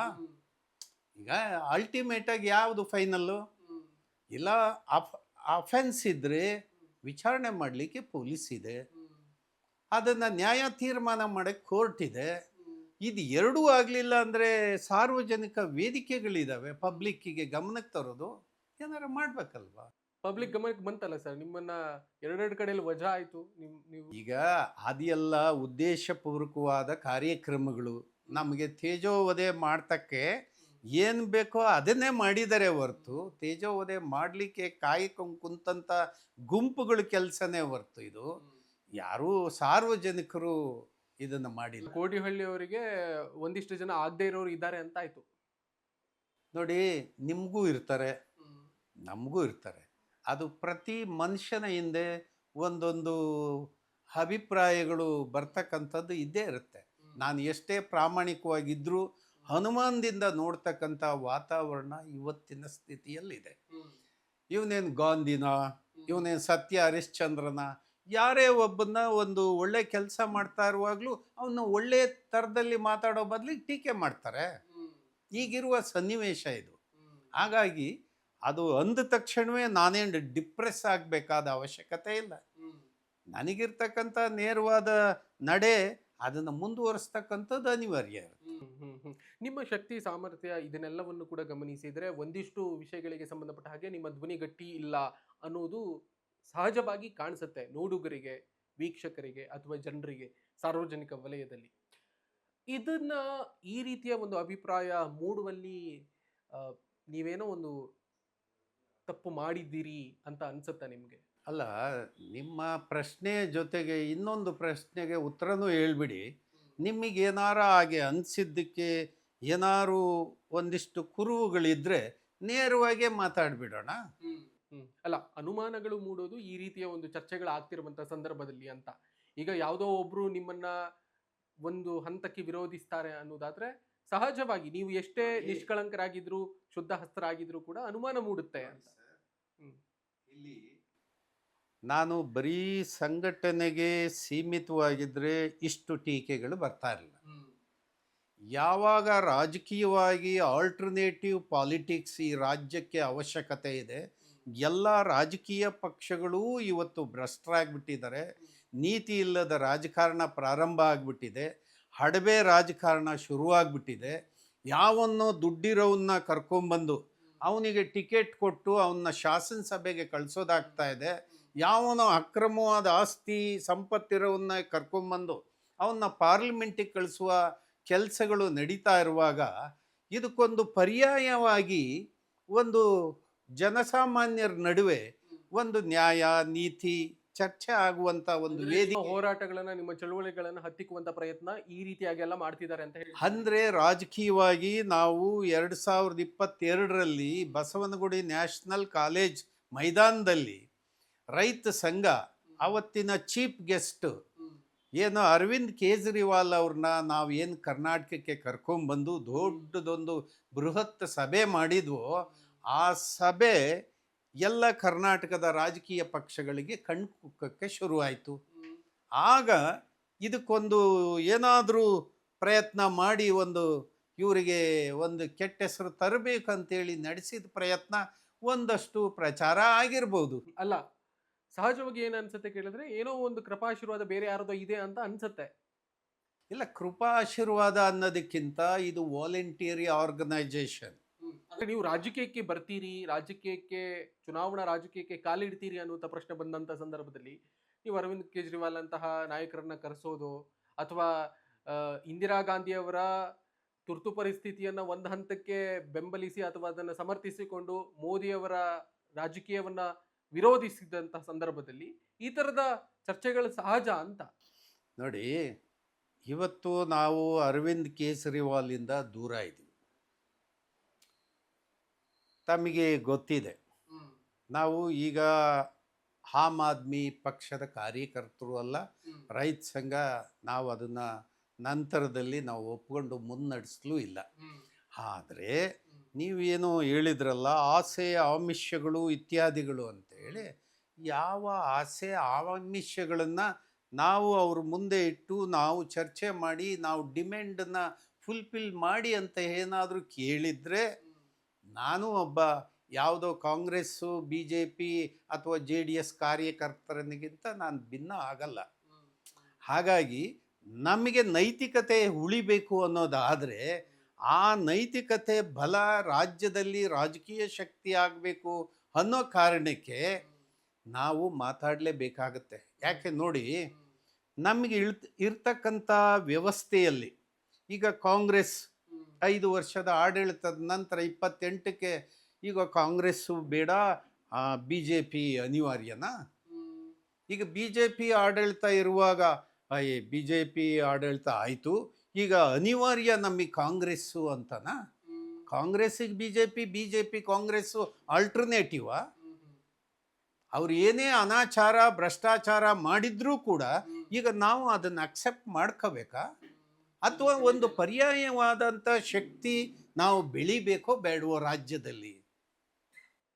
ಅಲ್ಲ, ಇಷ್ಟೆಲ್ಲ ಆರೋಪಗಳನ್ನು ಹೊತ್ತಿರುವಂತಹ ಕೋಡಿಹಳ್ಳಿ ಚಂದ್ರಶೇಖರ್ ಅವರು ಇನ್ನೊಂದು ರಾಜಕೀಯ ಪರ್ಯಾಯ ಪಕ್ಷವನ್ನ ಅಥವಾ ಪರ್ಯಾಯ ರಾಜಕಾರಣವನ್ನ ಮಾಡುವುದಕ್ಕೆ ಮುಂದಂತ ಸಂದರ್ಭದಲ್ಲಿ ನಿಮ್ಮನ್ನು ಒಪ್ಪುವವರು ಎಷ್ಟು ಜನ ಇರ್ತಾರೆ ಅಂತ ಪ್ರಶ್ನೆ ನಿಮ್ಗೆ ಎದುರಾಗಲ್ವಾ ಅಂತ? ಒಂದು ಬ್ರದರ್, ಈಗ ಏನು ಭ್ರಷ್ಟಾಚಾರ ಆರೋಪಗಳು ಇದಾವೆ ಹಾಗೆ ಹೀಗೆ ಹೇಳ್ತಿರಲ್ಲ, ಯಾವ ಹೇಳ್ತಾ ಇರೋನು ಅವನು ಅದು ಸಾಬೀತು ಮಾಡಿದ್ರೆ ಇಡೀ ಕರ್ನಾಟಕದ ಜನ ಒಪ್ಲಿ. ಸುಮ್ಮನೆ ಆರೋಪಗಳನ್ನು ಮಾಡೋದ್ರಲ್ಲಿ ಅರ್ಥ ಏನಿದೆ? ಈಗ ನನಗೆ ನೀವು ಇಷ್ಟ ಇಲ್ಲ ಅನ್ನೋ ಕಾರಣಕ್ಕೆ ನಿಮ್ಮ ಮುಖದ ಮೇಲೆ ಕೆಸರು ಎರಚೋದು ಸರಿಯಲ್ಲ. ನೀವು ತಪ್ಪು ಮಾಡಿದರೆ ಆ ಕೆಲಸ ಮಾಡಿದರೆ ಸರಿ, ಸುಮ್ಮನೆ ಎರಚಿದ್ರೆ ರಾಜಕೀಯವಾಗಿ ನಮ್ಗೆ ಅಡ್ಡಗಾಲ ಆಗ್ತದೆ, ರಾಜಕೀಯವಾಗಿ ನಾವು ಎಡುತ್ತೀವಿ ಅನ್ನೋದು ಭಾಳ ಅಡ್ವಾನ್ಸ್ ಆಗಿ ನೀವು ಯೋಚನೆ ಮಾಡಿ ನಮ್ಮನ್ನು ಅಪರಾಧಿ ಸ್ಥಾನಕ್ಕೆ ನಿಲ್ಸಕ್ಕೆ ಪ್ರಯತ್ನ ಮಾಡಿದರೆ ನಾವು ಅಪರಾಧಿಗಳಲ್ಲ. ನಮ್ಮ ನೈತಿಕತೆ ಗಟ್ಟಿಯಾಗಿದೆ. ನಮ್ಮ ನೈತಿಕತೆ ಮುಂದೆ ನೀವು ಏನೇನು ಆರೋಪ ಮಾಡ್ತಿರೋ ಅವೆಲ್ಲ ಧೂಳಿಪಟ. ಇದಕ್ಕೆ 100ಕ್ಕೆ 100 ಸತ್ಯ. 28ಕ್ಕೆ ಚುನಾವಣೆಗೆ ಕಾಲಿಡ್ತಾ ಇದ್ದೀರಿ ಅನ್ನೋದನ್ನ ನೀವು ಇತ್ತೀಚೆಗಷ್ಟೇ ಅನೌನ್ಸ್ ಮಾಡಿದ್ರಿ. ಯಾವ ರೀತಿಯಾಗಿ ಪೊಲಿಟಿಕಲಿ ನಿಮ್ಮ ಪಾರ್ಟಿಯನ್ನ, ನಿಮ್ಮ ಸಂಘಟನೆಯನ್ನ ಬಿಲ್ಡ್ ಮಾಡೋದಕ್ಕೆ ಪ್ರಯತ್ನ ಮಾಡ್ತಾ ಇದ್ದೀರಿ? ಬಿಲ್ಡ್ ಮಾಡ್ತಾ ಇದೀವಿ. ನೋಡಿ, ರಾಜಕೀಯವಾಗಿ ಜಾಗ್ರತೆ ಆಗದೇ ಇದ್ದರೆ, ಜನರಲ್ಲಿ ರಾಜಕೀಯ ಪ್ರಜ್ಞೆ ಬರದೇ ಇದ್ದರೆ ನಾವು ಕೂಡ ಅಪರಾಧಿಗಳು. ನಾವು ಏನು ಜನ ಹಿಡಿದೀವಿ, ಕರ್ನಾಟಕದ 7 ಕೋಟಿ ಜನ ಏನಿದ್ದೀವಿ, ನಾವು ರಾಜಕೀಯವಾಗಿ ಜಾಗ್ರತೆ ಇಲ್ಲದೆ ಇದ್ದರೆ ನನಗೆ ಈ ಸಾರಿ ಕಾಂಗ್ರೆಸ್ ಬೇಡ, BJP ಬೇಡ, ಕಾಂಗ್ರೆಸ್ ಬೇಕಂದ್ರೆ ಏನು ಅರ್ಥ? ಅದರಲ್ಲಿ ಅಪರಾಧಿಗಳನ್ನು ಮತ್ತೆ ನವೀಕರಿಸಿ ತರೋದಾ? ಈ ಅಪರಾಧಕ್ಕೆ ಪರ್ಯಾಯ ಇಲ್ವಾ? ಅಪರಾಧಕ್ಕೆ ಜನರು ಜಾಗ್ರತೆ ಆಗಬೇಕಾಗತ್ತೆ. ಅವ್ರಿಗೆ ಅದು ಆ ನೋಟುಗಳು ಕಣ್ಣು ಮುಂದೆ ಬರಬೇಕು. ಅದು ಯಾವ ತಪ್ಪಿಗೋಸ್ಕರ ಇವ್ರನ್ನ ರಿಜೆಕ್ಟ್ ಮಾಡಿದೀವೋ, ಮತ್ತು ಯಾವ ಕಾರಣಕ್ಕೆ ಹೊಸ ಶಕ್ತಿಯನ್ನು ಕರ್ನಾಟಕದಲ್ಲಿ ನಾವು ತರಬೇಕಾಗಿದೆಯೋ ಆ ಜಾಗ್ರತೆ ಜನರಲ್ಲಿ ಬರಬೇಕು. ಈಗ ಭ್ರಷ್ಟಾಚಾರ ಮುಕ್ತವಾದಂಥ ರಾಜಕೀಯ ಪಕ್ಷ ಯಾವುದಿದೆ ದೇಶದಲ್ಲಿ ಹೇಳಿ? ಅದಕ್ಕೆ ಈಗೇನು ಹೊಸ ಹುಡುಗರು, ಈಗ ಒಂದು ಹೊಸ ಶಕ್ತಿಯ ವಿದ್ಯಾರ್ಥಿಗಳು ಬೀದಿಗೆ ಬಂದರು. ಅಂಥ ಒಂದು ಹೊಸ ಶಕ್ತಿಗಳನ್ನು ನಾವು ಪ್ರೇರಣೆ ನೀಡ್ತಕ್ಕಂಥದ್ದು ಅನಿವಾರ್ಯ ಆಗುತ್ತೆ, ಬೆಂಬಲಿಸೋದು ಅನಿವಾರ್ಯ ಆಗುತ್ತೆ. ನಾವು ಈ ಕಾಂಗ್ರೆಸ್, BJP, JDS ಬೆಂಬಲಿಸೋ ಬದಲಿಗೆ ಹೊಸ ಶಕ್ತಿಗಳನ್ನು ಪೂರಕವಾಗಿ ನಾವು ಕೈ ಜೋಡಿಸ್ಬೇಕಾಗತ್ತೆ. ಅಲ್ಲ, ನೀವು ಮೋದಿ ಅವರಿಗೆ ಒಂದು ಹಂತಕ್ಕೆ ನೀವು ಒಂದು ಸಂದರ್ಭದಲ್ಲಿ ಬೈದ್ರಿ ಅಂತ. ದೇಶ ಕಟ್ಟುವುದಕ್ಕೆ ಮೋದಿ ಸರಿಯಾದ ವ್ಯಕ್ತಿ ಅಲ್ಲ, ಆತನಿಂದ ದೇಶ ಕಟ್ಟುವ ಮನುಷ್ಯ ಅಲ್ಲ ಅನ್ನೋ ರೀತಿಯಲ್ಲೆಲ್ಲ ಮಾತಾಡಿದ್ರಿ ನೀವು. ಸೊ ಅಂಥ ಸಂದರ್ಭದಲ್ಲಿ ಈಗ ನಾಳೆ ಚುನಾವಣಾ ರಾಜಕೀಯಕ್ಕೆ ನೀವು ಎಂಟ್ರಿ ಕೊಟ್ಟಂಥ ಸಂದರ್ಭದಲ್ಲಿ ಕೋಡಿಹಳ್ಳಿ ಚಂದ್ರಶೇಖರ್ ಅವರು ಸ್ವಲ್ಪ ಕಾಂಗ್ರೆಸ್ ಫೇವರು ಅನ್ನುವಂತಹ ಅಭಿಪ್ರಾಯ ಮೂಡುತ್ತೆ ಅಂತ. ನೋಡಿ, ಅದು ಕಾಂಗ್ರೆಸ್ ಫೇವರ್ ಅಂತಲೇ BJP ಬಳಗದಲ್ಲಿ ಮಾತಾಡಲಿ, ಇವರು BJP ಫೇವರ್ ಅಂತ ಕಾಂಗ್ರೆಸ್ ಬಳಗದಲ್ಲಿ ಮಾತಾಡಲಿ, ಏನೇ ಇರಲಿ, ಅದು ಡಿಫ್ರೆಂಟ್. ಈಗ ನರೇಂದ್ರ ಮೋದಿ ಇವತ್ತು ದೇಶವನ್ನು ಸದೃಢವಾಗಿ ಕಟ್ಟೋದಕ್ಕೆ ಸಾಧ್ಯ ಆಗಿಲ್ಲ ಅಂದ ಮೇಲೆ ಅದನ್ನು ತಿರಸ್ಕಾರ ಮಾಡಬೇಕಲ್ಲ ಜನ. ಅವ್ರ ಜನರಿಗೆ ಮುಟ್ಟೋ ರೀತಿಯಲ್ಲಿ ನಾವು ಅಪೀಲ್ ಮಾಡಬೇಕಲ್ಲ. ಈಗ ನಾವು 80ರಲ್ಲಿ 90ರ ದಶಕದಲ್ಲಿ ಚರ್ಚೆ ಮಾಡ್ತಾ ಇದ್ವಿ. 2000 ಇಸ್ವಿಗೆ ಅಮೇರಿಕವನ್ನು ಹಿಂದಿಕ್ಕಿ ಆರ್ಥಿಕವಾಗಿ ಸದೃಢವಾಗಿ ಬೆಳೀತಕ್ಕಂಥ 2 ದೇಶಗಳಿದೆ. ಅದರಲ್ಲಿ ಚೈನಾ ಮತ್ತು ಭಾರತ. 2000ಕ್ಕೆ ಅದು ಟಾರ್ಗೆಟನ್ನು ರೀಚ್ ಆಗುತ್ತೆ ಅಂತ ಹೇಳಿ ನಾವು ಕನಸು ಕಟ್ಟಿ ಮಾತಾಡ್ತಾ ಇದ್ವಿ. ಇವತ್ತು ಚೈನಾ ತನ್ನ ವ್ಯಾಪ್ತಿಯನ್ನು ಮೀರಿ ಎತ್ತರಕ್ಕೆ ಬೆಳೆದೋಯ್ತು. ಭಾರತ ಯಾರೋ ಒಂದು 100 ಜನ ಶ್ರೀಮಂತರನ್ನ ಬೆಳೆಸೋದಕ್ಕೆ, ಯಾವುದೋ RSSನಲ್ಲಿರ್ತಕ್ಕಂಥ ಶ್ರೀಮಂತರನ್ನ ಎತ್ತೋದಕ್ಕೆ ದೇಶದ 20 ಲಕ್ಷ ಕೋಟಿ ಸಾಲವನ್ನು ಅವರಿಗೆ ರೈಟ್ ಅಪ್ ಮಾಡೋದ್ರ ಮೂಲಕ ಇಡೀ ದೇಶದ ಸಂಪತ್ತನ್ನು ಖಾಸಗಿ ವ್ಯಕ್ತಿಗಳಿಗೆ ಕೊಡೋದು ಸರಿನಾ? ಇವತ್ತು ಬಂದರುಗಳು ಖಾಸಗೀಕರಣ ಆಗಿದೆ, ಅದಾನಿ ಅಂಬಾನಿಗಳಿಗೆ ಕೊಟ್ಟಿದ್ದಾರೆ. ವಿಮಾನ ನಿಲ್ದಾಣಗಳನ್ನು ಖಾಸಗಿಯವರಿಗೆ ಕೊಟ್ಟಿದ್ರಿ. ನೀವು ಏನು ಬಿಟ್ಟಿದ್ರಿ?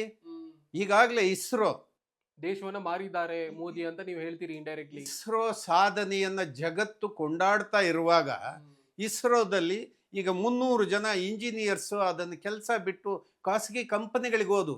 ನಿಮ್ಮ ಸಾಧನೆ ಏನು ಹೇಳ್ರಿ ನೋಡೋಣ, ನಿಮ್ಮ ಸಾಧನೆ ಏನು?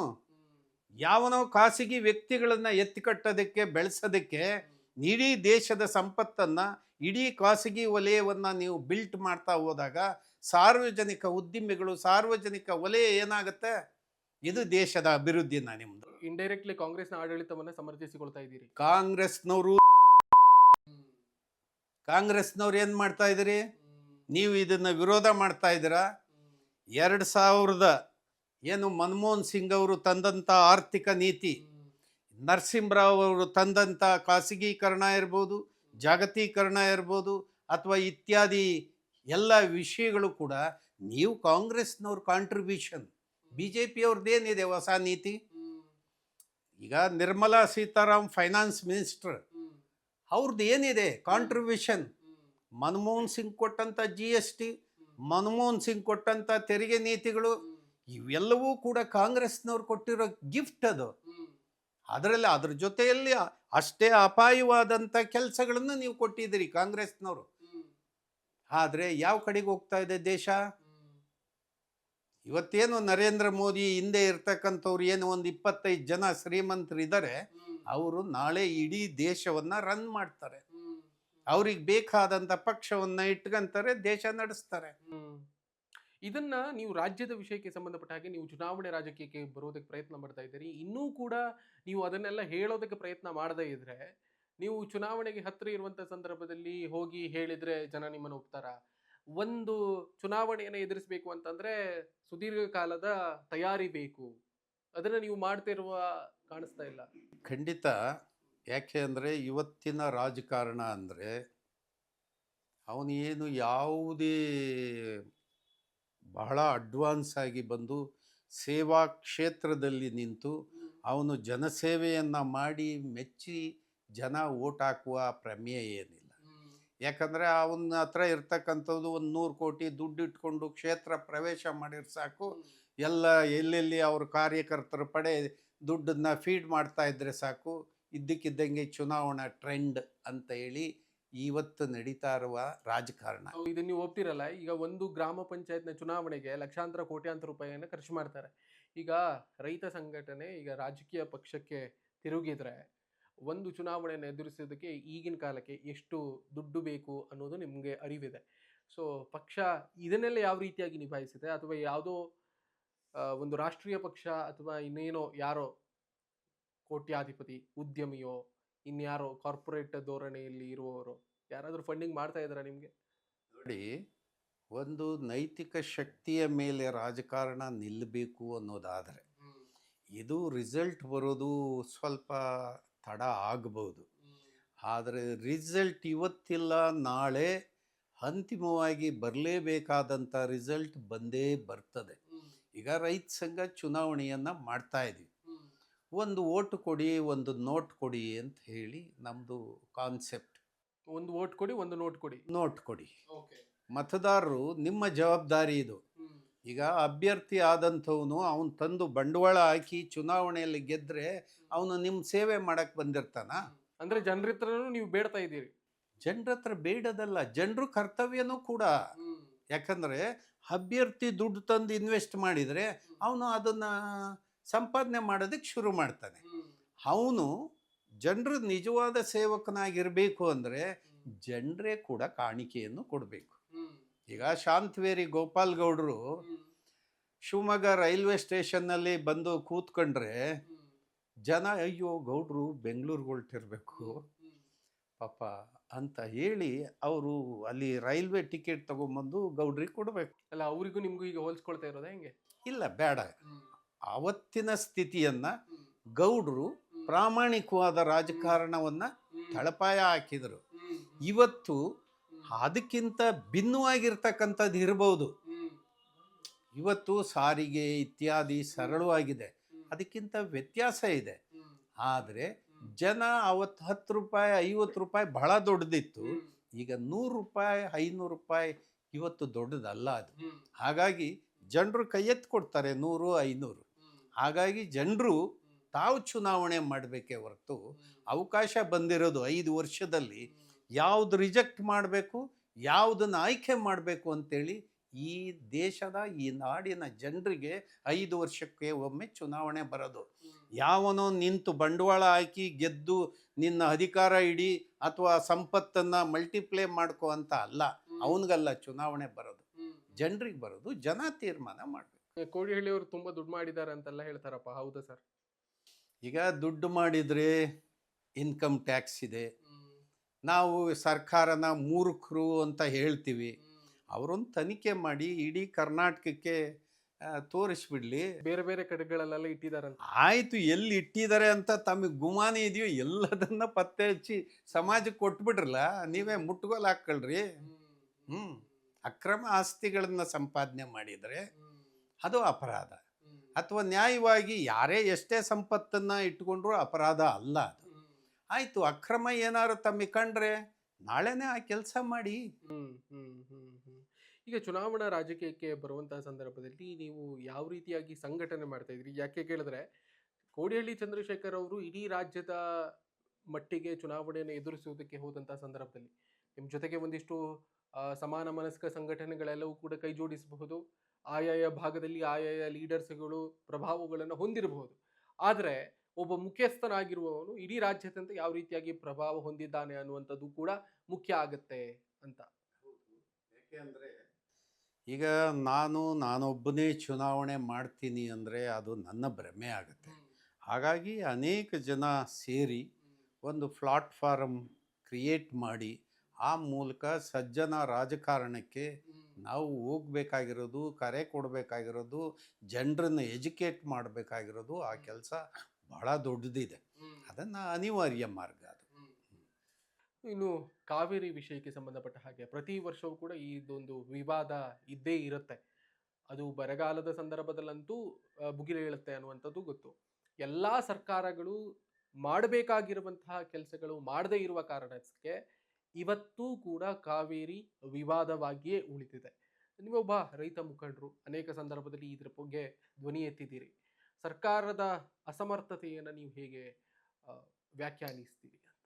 ನೋಡಿ, ಇದು ನೂರಾರು ವರ್ಷದ ಇತಿಹಾಸ ಇರ್ಬೋದು.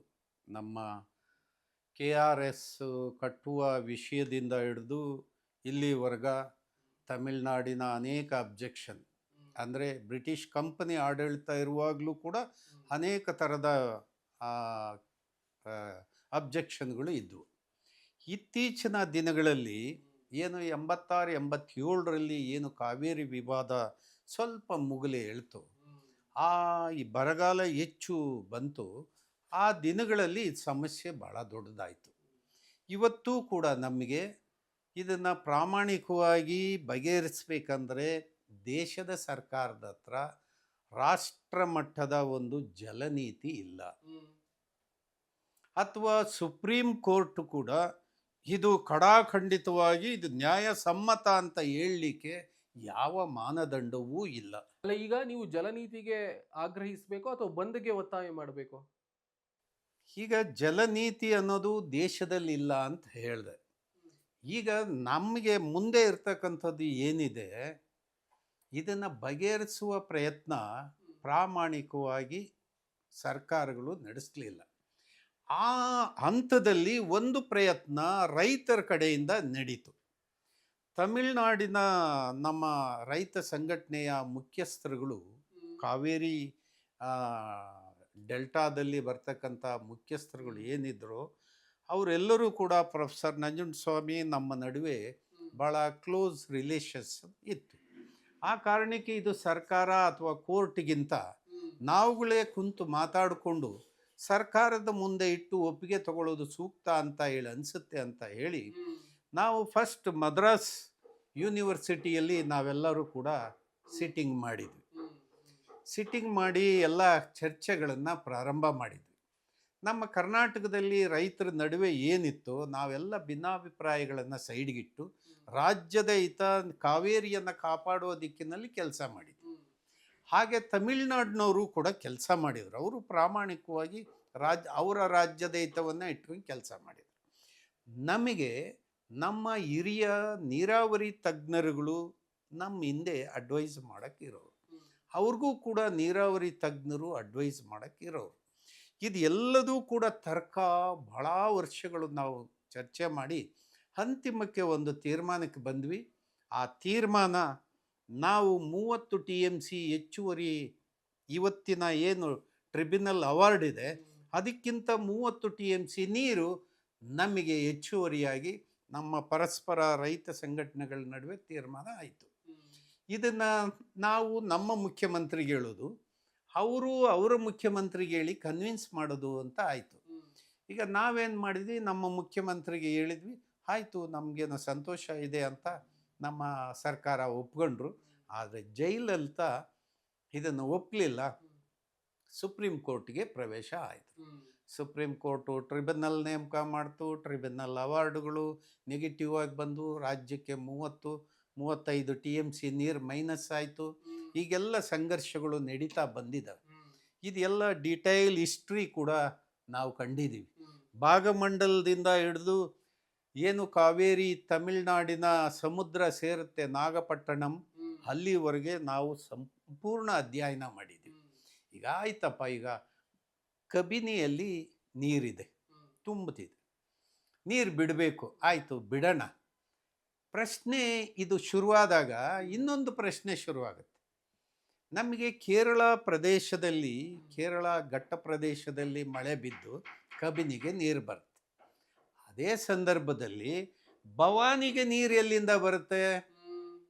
ಅದು ಕೇರಳದ ಘಟ್ಟ ಪ್ರದೇಶದಲ್ಲಿ ಮಳೆ ಬಿದ್ದು ಭವಾನಿಗೆ ನೀರು ಬರ್ತದೆ. ಭವಾನಿನೂ ತುಂಬಿದೆಯಲ್ಲ, ಭವಾನಿ ತುಂಬಿದೆ, ಗ್ರ್ಯಾಂಡ್ ಅಣೆಕಟ್ಟೆಯಲ್ಲಿ ನೀರಿದೆ, ಮೆಟ್ಟೂರಿನಲ್ಲಿ ನೀರಿದೆ. ಈಗ ಮೊನ್ನೆ ಸರ್ವಪಕ್ಷಗಳ ಸಭೆ ಆದಂತಹ ಸಂದರ್ಭದಲ್ಲಿ ಡಿ ಕೆ ಶಿ ಅವರು ಒಂದು ಹೇಳಿದ್ರು, ಮಾಧ್ಯಮಗಳಿಗೆ ಒಂದು ಹೇಳಿಕೆ ಕೊಟ್ಟರು. ಈಗ ದೀರ್ಘಕಾಲದವರೆಗೆ ಅಣೆಕಟ್ಟುಗಳಲ್ಲಿ ನೀರನ್ನ ಸಂಗ್ರಹಿಸಿ ಇಡೋದಕ್ಕೆ ಸಾಧ್ಯ ಇಲ್ಲ. ನೀರು ತುಂಬಿದಂತ ಸಂದರ್ಭದಲ್ಲಿ ಅದನ್ನು ಹರಿಯುವುದಕ್ಕೆ ಬಿಡಲೇಬೇಕು. ನಾವು ಹರಿಯೋದಕ್ಕೆ ಬಿಡದೇ ಇದ್ದರೆ ಅದು ಪ್ರಕೃತಿಗೆ ವಿರುದ್ಧವಾದಂತಹದ್ದಾಗುತ್ತೆ ಅನ್ನೋದನ್ನ ಹೇಳಿದ್ರು. ಅದನ್ನ ಈಗ ಬಂದ್ಗೆ ಯಾರು ಕರೆ ಕೊಟ್ಟಿದ್ದಾರೋ ಅವರೆಲ್ಲರೂ ಕೂಡ ಅರ್ಥ ಮಾಡ್ಕೊಳ್ಬೇಕು ಅನ್ನೋದನ್ನ ಸೂಚ್ಯವಾಗಿ ಡಿ ಕೆ ಶಿ ಅವರು ಹೇಳಿದ್ರು ಅಂತ. ಹೌದಲ್ವಾ? ಅದು ನಿಜಾಂಶ ಅಂತ ಅನ್ಸುತ್ತೆ. ಹೀಗೆ ಮುಖ್ಯಮಂತ್ರಿಯವರು ಹೇಳಿರೋದನ್ನು ನಾನು ಒಪ್ತೀನಿ. ನಮ್ಮ ಡ್ಯಾಮ್ಗಳಲ್ಲಿ ಅಥವಾ ನಮ್ಮ ಪ್ರದೇಶದಲ್ಲಿ ಹೆಚ್ಚು ಮಳೆ ಬಿದ್ದು ನಾವು ಇಟ್ಕೊಳ್ಳೋದಕ್ಕೆ ಸಾಧ್ಯ ಆಗಲ್ಲ, ನೀರು ಬಿಡಬೇಕಾಗತ್ತೆ, ಬಿಟ್ಬಿಡೋಣ. ಈ ಪ್ರಶ್ನೆಗಿಂತ ನಾನು ಇನ್ನೊಂದು ಮುಂಚೆ ಹೇಳಿದೆ, ಭವಾನಿನೂ ಭರ್ತಿಯಾಗಿದೆ, ನೀರಿಗೆ ಯಾಕೆ ಡಿಮ್ಯಾಂಡ್ ಮಾಡ್ತೀರಿ? ಭವಾನಿನೂ ತುಂಬ ಹರಿತಾ ಇದೆಯಲ್ಲ, ಡಿಮ್ಯಾಂಡ್ ಅನ್ನೋದು ಇರಬಾರ್ದು. ಇಲ್ಲಿ ರಾಜ್ಯದಲ್ಲಿ ಕೊಡುಕೊಳ್ಳುವಿಕೆ ಇದು ಮಾನದಂಡ ಆಗಿರಬೇಕು. ನಿಮ್ಮ ಕಷ್ಟಕ್ಕೆ ನೀರಿಲ್ವಾ, ತಗೊಳ್ಳಿ. ಇಲ್ಲಿ ಕುಡಿಯೋಕ್ಕೆ ನೀರಿಗೆ ಅಂಥೇಳಿ ನಾವು ಸ್ಟೋರ್ ಮಾಡಿರೋದು ನೀರು. ಈಗ ಇನ್ನೂ ಕೂಡ ಕನ್ನಂಬಾಡಿಗೆ ನೀರು ಯಥೇಚ್ಛವಾಗಿ ಬರಬೇಕಾಗಿದೆ. ಹಾಗಾಗಿ ಅದು ಪ್ರಾಕೃತಿಕವಾಗಿ ನಾವು ನೋಡುವಾಗ ತಮಿಳುನಾಡು ಕರ್ನಾಟಕ ಅಂತ ಹೇಳಿ ಭಿನ್ನ ಭೇದ ಇಲ್ಲ. ಅಲ್ಲಿ ರೈತರು ಇಲ್ಲಿ ರೈತರು ಎಲ್ಲರೂ ಒಂದೇ ಥರ, ಏನು ವ್ಯತ್ಯಾಸ ಇಲ್ಲ. ಆದರೆ ಅಲ್ಲಿ ಬೆಳೆ ಬೆಳೀಲಿಕ್ಕೆ ಅಲ್ಲಿ ಸರ್ಕಾರ ಪ್ರೋತ್ಸಾಹ ಮಾಡುವಾಗ ಇಲ್ಲಿ ರೈತರಿಗೆ ನೀವು ಯಾಕೆ ಪ್ರೋತ್ಸಾಹ ಮಾಡಲಿಲ್ಲ? ಬೆಳೀರಿ, ನೀರು ಬಂದರೆ ಬಿಟ್ಕೊಳ್ಳಿ, ನೀರು ಇಲ್ದಿದ್ರೆ ಬೆಳೆ ಒಣಗುತ್ತೆ, ನೀವು ನಮ್ಮ ಪ್ರಶ್ನೆ ಮಾಡಬೇಡಿ ಅಂತ ಹೇಳ್ಬೋದಾಗಿತ್ತಲ್ಲ. ನೀರಿಲ್ಲ, ನೀವು ಬೆಳೆ ಬೆಳೆಯೋಕ್ಕೆ ಹೋಗಬೇಡಿ. ಸರಿ ಆಯ್ತಪ್ಪ, ಈಗ ಪರಿಹಾರ ಕೊಟ್ಬಿಡಿ, ರೈತರಿಗೆ ಬೆಳೆ ನಷ್ಟ ಪರಿಹಾರ ಕೊಟ್ಬಿಡಿ. ಅದಾದರೂ ಕೊಡಬೇಕಲ್ಲ, ತಾವು ಘೋಷಣೆ ಮಾಡಬೇಕು ಮುಖ್ಯಮಂತ್ರಿಗಳು. ಬೆಳೆ ನಷ್ಟ ಪರಿಹಾರವನ್ನು ನೀವು ತುಂಗಭದ್ರದಲ್ಲಿರ್ಬೋದು, ಕಾವೇರಿನಲ್ಲಿರ್ಬೋದು, ನಮ್ಮ ಸರ್ಕಾರದ ಆಜ್ಞೆಯನ್ನು ನೀವು ಪರಿಪಾಲನೆ ಮಾಡಿದಿರಿ, ಆ ಕಾರಣಕ್ಕೆ ಬೆಳೆ ನಷ್ಟವನ್ನು ನಾವು ಕೊಡ್ತೀವಿ ಅಂತ ಹೇಳಿ. ಸರ್, ಒಟ್ಟಿನಲ್ಲಿ ಈಗ ಸರ್ಕಾರಕ್ಕೆ ರೈತ ಸಂಘ ಈ ಕಾವೇರಿ ವಿವಾದ ಪರಿಹಾರ ಆಗುವುದಕ್ಕೆ ನಿಮ್ಮ ಸಲಹೆ ಸೂಚನೆಗಳೇನು ಅಂತ ಸಂಕ್ಷಿಪ್ತವಾಗಿ ಒಂದೇ ಮಾರ್ಗ. ಎರಡು ರಾಜ್ಯಗಳು, ತಜ್ಞರು, ರಾಜಕೀಯ ಮುಖಂಡರುಗಳು ಕುಂತು ಮಾತಾಡಿ ಬಗೆಹರಿಸ್ಕೊಳ್ಳೋದು ಬಿಟ್ಟರೆ ಬೇರೆ ಮಾರ್ಗನೇ ಇಲ್ಲ. ಯಾವ ಟ್ರಿಬ್ಯುನಲ್ ಅವಾರ್ಡು, ಸುಪ್ರೀಂ ಕೋರ್ಟು, ಇದು ಯಾವುದೂ ಕೂಡ ನಿಖರವಾದ ನ್ಯಾಯ ಕೊಡಲಿಕ್ಕೆ ಸಾಧ್ಯ ಇಲ್ಲ. ಈಗ ಟ್ರಿಬ್ಯುನಲ್ ಅವಾರ್ಡ್ ಇದೆ, ಈ ತಿಂಗಳು ಇಷ್ಟು ಬಿಡಿ, ಈ ತಿಂಗಳು ಈಗ 2 ತಿಂಗಳದು ಬಾಕಿ ನೀರು 9.4 TMC ನೀರನ್ನು ನೀವು ಬಿಡಬೇಕು ಅಂತೇಳಿ ತಮಿಳ್ನಾಡು ಈಗ ಅವರು ಅಪೀಲ್ ಮಾಡಿರ್ತಕ್ಕಂಥದ್ದು. ಈಗ ನಮ್ಮ ರಾಜ್ಯದಲ್ಲಿ ಇಲ್ಲ, ನಾವು ಬಿಡೋಕ್ಕಾಗಲ್ಲ, ಇದು ಸಂಕಷ್ಟದ ಕಾಲ, ನೀವು ಅದು ಟ್ರಿಬ್ಯುನಲ್ ಅವಾರ್ಡನ್ನು ನಾವು ಪಾಲನೆ ಮಾಡೋಕ್ಕಾಗಲ್ಲ, ಯಾಕಂದರೆ ನೀರೇ ಇಲ್ಲ ಅಂತ ಹೇಳಿ ನಮ್ಮ ವಾದ ಇದೆ. ಆದರೂ ಕೂಡ ಈ ನಡುವೆ ನಮಗೆ ಇರ್ತಕ್ಕಂಥದ್ದು ವಾಸ್ತವ ಸ್ಥಿತಿಯನ್ನು ಅವ್ರಿಗೆ ಅರ್ಥ ಮಾಡಿಸು. ನೋಡಪ್ಪ, ನಮ್ಮ ರೈತರು ಬೆಳೆ ಹಾಕಿದಾರ, ಬೆಳೆ ಬೆಳೆದಿಲ್ಲ ತಾನೆ, ಮತ್ತೆ ನಮ್ಮ ಡ್ಯಾಮಲ್ಲಿ ನೀರಿದೆಯಾ, ಬನ್ನಿ ಹೇಮಾವತಿಗೆ ಹೋಗೋಣ, ಯಗಚಿಗೆ ಹೋಗೋಣ, ವಾಟೆ ಒಳಗೆ ಹೋಗೋಣ, ಏನೋ ಆರಂಗಿ ಮಲೆನಾಡು ಕೊಡಗಿನಲ್ಲಿದೆ, ನಡೆಯುತ್ತೆ. ಈ ಕಡೆ ಯಾವುದು ಕಬಿನಿ, ಅದು ಕೂಡ ಬಾರ್ಡ್ರಲ್ಲಿದೆ, ಕೇರಳ ಬಾರ್ಡ್ರಲ್ಲಿದೆ. ಹಾಗಾಗಿ ಅದರಲ್ಲಿ ಏನೋ ಒಂದು ಸ್ವಲ್ಪ ನೀರು ಬರ್ಬೋದು. ಈಗ ಈ ಇರೋ ನೀರನ್ನು ಕಬಿನಿನಲ್ಲಿ ನೀವೆಷ್ಟು ಬಿಟ್ಕೋಬೇಕು, ನಾವೆಷ್ಟು ಬಿಟ್ಕೋಬೇಕು? ನಿಮ್ಮ ಹತ್ರ ನೀರಿಲ್ವಾ? ನಮಗೊಂಚೂರು ತೋರಿಸಿ. ಭವಾನಿಯಲ್ಲಿ ಎಷ್ಟು ನೀರಿದೆ, ಮೆಟ್ಟೂರಿನಲ್ಲಿ ಎಷ್ಟಿದೆ, ಗ್ರ್ಯಾಂಡ್ ಅಣೆಕಟ್ಟೆಯಲ್ಲಿ ಎಷ್ಟಿದೆ? ನೀವು ಗ್ರೌಂಡ್ ವಾಟ್ರಿಗೆ ಕೈಯೇ ಹಾಕಿಲ್ಲ. ಈಗ ನಾವು ಹೇಳ್ತಾ ಇದ್ದಿದ್ದು 300 TMC ಗ್ರೌಂಡ್ ವಾಟ್ರ್ ನಿಮ್ಮ ಹತ್ರ ಇದೆ ಡೆಲ್ಟಾದಲ್ಲಿ. ನೀವು ಕೇವಲ 30 TMC ಅಷ್ಟೇ ನೀವು ಟ್ರಿಬ್ಯುನಲ್ಗೆ ಗಮನಕ್ಕೆ ತಂದ್ರಿ. ಈಗ ಆ ನೀರು ನೀವು ಬಳಕೆ ಮಾಡೋದೇ ಇಲ್ಲ, ಅದನ್ನು ಬಳಕೆ ಮಾಡೋಕ್ಕಾದ್ರೂ ಶುರು ಮಾಡಿ. ಈಗ ಅವ್ರದ್ದು ಡೆಲ್ಟಾದಲ್ಲಿರ್ತಕ್ಕಂಥ ಗ್ರೌಂಡ್ ವಾಟ್ರು ಬಳಕೆ ಮಾಡಬೇಕು. ಈಗ ಭವಾನಿಯಲ್ಲಿ ನೀರು ಸ್ಟೋರೇಜ್ ಇದೆ, ಅದನ್ನು ಬಳಕೆ ಮಾಡಬೇಕು. ಅದನ್ನು ಬಿಟ್ಟು ನೀವು ಟ್ರಿಬ್ಯುನಲ್ ಅವಾರ್ಡ್ ಪಾಲನೆ ಮಾಡಿ ಅಂತ ಕೇಳ್ತಕ್ಕಂಥದ್ದು ಕೂಡ ತಪ್ಪಾಗುತ್ತೆ. ಆ ರಾಜ್ಯದ ತಜ್ಞರು ಈ ರಾಜ್ಯದ ತಜ್ಞರು ಎರಡೂ ಕಡೆ ವೀಕ್ಷಣೆ ಮಾಡಿ ಯಾವುದು ಸರಿ ಅನ್ನೋದು ಆ ತೀರ್ಮಾನಕ್ಕೆ ಅನಿವಾರ್ಯ ಬರಬೇಕು. Thank you so much sir. ಇಷ್ಟೊತ್ತು ಈ ಒಂದು ಸಂದರ್ಶನದಲ್ಲಿ ಭಾಗಿಯಾಗಿ ಮಾತನಾಡಿರೋದಕ್ಕೆ ನಿಮ್ಮ ಸಮಯಕ್ಕೆ ಅತ್ಯಂತ ಪ್ರೀತಿಯ ಧನ್ಯವಾದಗಳು. ಸುಮನ್ ಟಿವಿ ಕನ್ನಡದಿಂದ ನಿಮ್ಮ ಹೋರಾಟ ಮುಂದುವರಿಲಿ. Thank you sir, thank you.